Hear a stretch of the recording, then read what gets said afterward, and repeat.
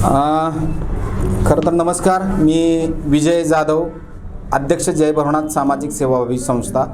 ही जय भवनाथ सामाजिक सेवाभावी संस्था समाजातील भिक्षकरी भटक्या जो समाज असतो, जो भटक्या विमुक्तांमधनं प्रामुख्याने येत असतो, डवरी, नाथपंथी, भराडी, गोसावी या वेगवेगळ्या वर्गासाठी प्रामुख्याने ही संस्था आमची काम करत असते. या संस्थेच्या माध्यमातून आम्ही अनेक सामाजिक उपक्रम वगैरे राबवत असतो. या ठिकाणी आजची ही पत्रकार परिषद घेण्याचं कारण असं की सासवड या ठिकाणी, सासवड मशानभूमीच्या लगत आमच्या भिक्षकरी भटक्या समाजाची त्या ठिकाणी दफनभूमी आहे. ही दफनभूमी त्या ठिकाणी गेल्या शेकडो वर्षापासून आमची दफनभूमी आहे. या ठिकाणी अनेक लोकांना त्या ठिकाणी दफन केलेलं आहे.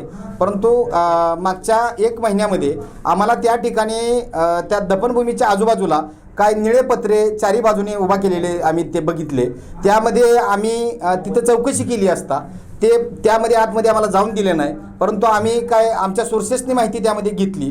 त्यावेळेस आमच्या लक्षात असं आलं की त्याच्या आजूबाजूला जी काही दफनभूमी, त्या दफनभूमीला चारी बाजूने पत्रे किंवा कंपाऊंड टाकून त्या ठिकाणची सगळी दफनभूमी किंवा तिथल्या समाध्या किंवा तिथले मानवी सांगडे किंवा मानवी अवशेष जे आमच्या समाजाच्या बांधवांचे होते त्या ठिकाणी ते संपूर्ण हलवलेले आहेत आणि ते बेकायदेशीरपणे संबंधित तिथल्या विकासकांनी ते हलवलेले आहेत. या संदर्भामध्ये आम्ही तत्काळ तिथल्या नगर परिषदेचे CEO कैलास चव्हाण यांच्याकडे धाव घेतली आणि कैलास चव्हाण यांना सुद्धा या संदर्भातली सगळी माहिती देऊन आम्ही त्यांच्याकडे तक्रार दाखल केली. त्यानंतर आम्ही पोलिसांकडे सुद्धा या संदर्भामध्ये गेलो. सासवड शहर पोलीस स्टेशनकडे गेलो, जे इन्चार्ज त्यांच्याकडेही गेलो आणि त्यांच्याकडे सुद्धा जाऊन ही जी झालेलं जे काय कृत्य आहे या संदर्भात आम्ही लेखी स्वरूपामध्ये त्यांच्याकडे पत्र देऊन आलो आणि त्यामध्ये सांगितलं की संबंधितांनी हे मानवी सांगडी हलवत असताना आपल्याला काही सूचना दिली का, किंवा यामध्ये कुठली व्हिडिओग्राफी काय झाली का, किंवा यामध्ये याचा पंचनामा वगैरे काय झाला आहे का. तर ही मानवी सांगडे हलवून हे मानवी सांगडे जे आहेत ते टाकले कुठं, ठेवले कुठं, या संदर्भामध्ये आम्ही पोलिसांना या संदर्भातली माहिती विचारली. जे संबंधित दोषी असतील त्यांच्यावर योग्य ती कारवाई व्हावी या संदर्भातली सुद्धा मी मागणी केली.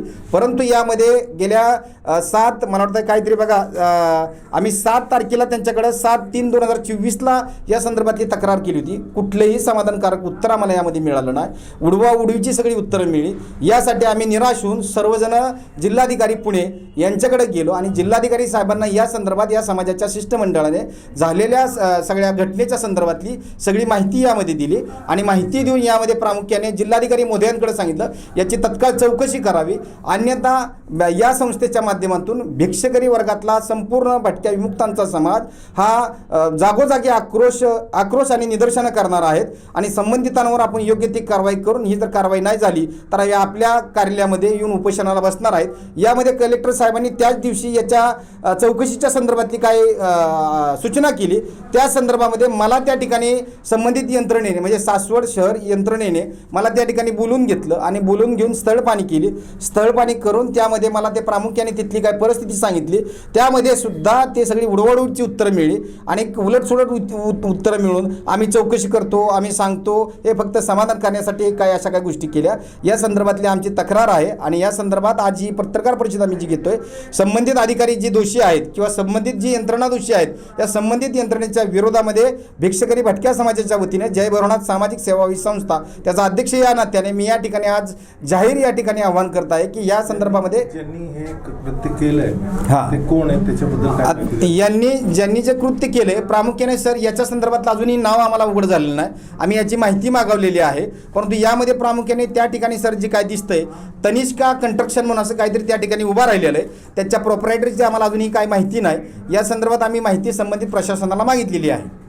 दफनभूमी जी होती ते समाजाची नावानी होती, दान दिलेली होती, काय कसं सर त्या ठिकाणी दफनभूमी जी आहे, खरं तर भिक्षकरी भटक्या वर्गाच्या समाजामध्ये एक परंपरा असते, म्हणजे हिंदू संस्कृतीप्रमाणे एक परंपरा असते की ते दफन केलं जातं. आता ते दफन कुठे केलं जातं तर प्रामुख्याने ज्या मशानभूमीचं क्षेत्र आहे त्या क्षेत्राच्या आजूबाजूला ते दफन सगळं केलं जातं.